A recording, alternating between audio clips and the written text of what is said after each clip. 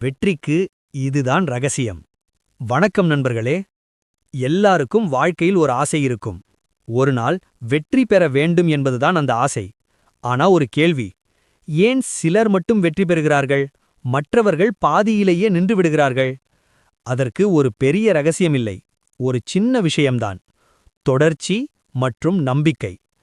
பலர் ஒரு விஷயத்தை ஆரம்பிப்பார்கள், ஆனா சில நாட்கள் அல்லது சில மாதங்கள் கழித்து இது நம்மான முடியாது என்று விட்டுவிடுவார்கள்.